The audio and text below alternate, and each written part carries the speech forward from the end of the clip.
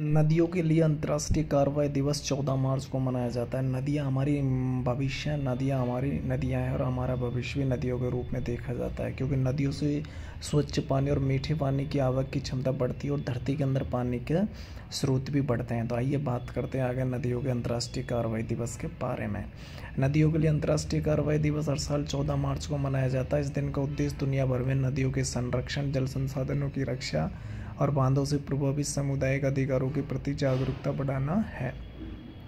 नदियों के लिए हर वर्ष में अंतर्राष्ट्रीय कार्य दिवस का विषय हमारी नदी और हमारा भविष्य। इसका मुख्य उद्देश्य होता है नदी और जल स्रोतों के सतत संरक्षण को बढ़ावा देना, बांध और जल सहित परियोजना प्रदूषण में नदियों को होने वाले नुकसान के प्रति जागरूकता फैलाना और नदियों से जुड़े सामुदायिक अधिकारों की रक्षा करना। स्वच्छ जल और पारिस्थितिक संतुलन बनाए रखने के लिए वैश्विक सहयोग को प्रोत्साहित करना ही नदियों के लिए अंतर्राष्ट्रीय कार्रवाई दिवस का मुख्य उद्देश्य माना जाता है। उसके बाद में इसका इतिहास और महत्व। ये दिवस पहली बार 1997 में ब्राज़ील में हुई first international meeting of people से अफेक्टेड बाय डैम्स, बांधों को प्रभावित और लोगों की पहली अंतर्राष्ट्रीय घोषित किया गया था। तब से दुनिया भर में नदियों की रक्षा और जल संकट के समाधान हेतु एक महत्वपूर्ण मंच बनाया गया। भारत का महत्व है। भारत में गंगा, यमुना, ब्रह्मपुत्र, नर्मदा, गोदावरी जैसी कई महत्वपूर्ण नदियां हैं जिन पर करोड़ों लोगों की आजीविका निर्भर रहती है। बढ़ते प्रदूषण, अवैध खनन और जल विद्युत परियोजनाओं के कारण नदियों को बचाने के लिए जागरूकता और ठोस नीतिगत कार्रवाई की जरूरत होती है। तो ये है नदियों का महत्व और नदियों का महत्व के लिए बनाया गया। तो ये पहली बार 1997 में ब्राज़ील में first international meeting of peoples adept of dams के द्वारा बनाया गया था। इसके बाद में हम बात करते हैं एक और करंट अफेयर्स के बारे में, जिसके अंदर एक वायरस के बारे में। हंता वायरस एक बार फिर चर्चा का विषय बना हुआ है। हंता वायरस कैसे फैलता है, इसके क्या क्या लक्षण होते हैं, क्या इसका रीजन्स होता है, इसके बारे में हम बात करेंगे। तो हंता वायरस क्यों फेमस हुआ, क्या है, एक बार फिर ये चर्चा में है।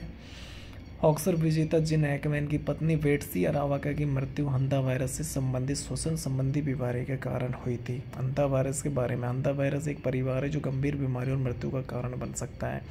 ये virus hanta virus pulmonary syndrome, HPL और रेनल सिंड्रोम के साथ में रक्तस्रावी बुखार जैसी बीमारियों का कारण बनता है। ये मुख्य रूप से कृंतक अंगों द्वारा फैलते हैं और एक व्यक्ति से दूसरे व्यक्ति में नहीं फैलते हैं। इसके लक्षण और संकेत क्या होते हैं। हंता वायरस के HPC में गंभीर और संभावित रूप से घातक बीमारी मानी जाती है जो फेफड़ों को प्रभावित करती है। HPS के लक्षण आमतौर पर संक्रमित कृंतक के संपर्क में आने से 1 से 8 माह सप्ताह बाद दिखने चालू हो जाते हैं। तो हंता वायरस के प्रमुख संकेत और लक्षण के बात में हम बात करते हैं। प्रारंभिक लक्षणों में शामिल हंता वायरस के प्रारंभिक लक्षण है जिसके अंदर थकान महसूस होना, बुखार आना, सिर दर्द लगातार बना रहना, चक्कर आना, ठंड लगना, पेट की समस्या जैसे मतली, उल्टी, दस्त और पेट दर्द, मांसपेशियों में दर्द, विशेष रूप से जांघें, कुल और पीठ और अभी कंधों जैसे बड़ी मांसपेशियों में दर्द। बीमारी के शुरुआती चरण में 4 से 10 दिन बाद HPS के देर में लक्षण दिखाई देते हैं। इन लक्षणों में खांसी और सांस लेने में तकलीफ शामिल हो जाती है। फेफड़ों से तरल पदार्थ भर जाने के कारण मरीजों के सीने में जकड़न का अनुभव होता है। HPS जानलेवा हो सकता है। श्वसन संबंधी लक्षण विकसित होने वाले 38% लोगों की इस बीमारी से मृत्यु हो जाती है। तो हंता वायरस के बारे में हमने बात की और नदियों के उपचार संबंधी दिवस के बारे में आज के करंट अफेयर्स में हमने बात की। आगे भी हम नई करंट अफेयर्स के साथ आपसे मिलते रहेंगे।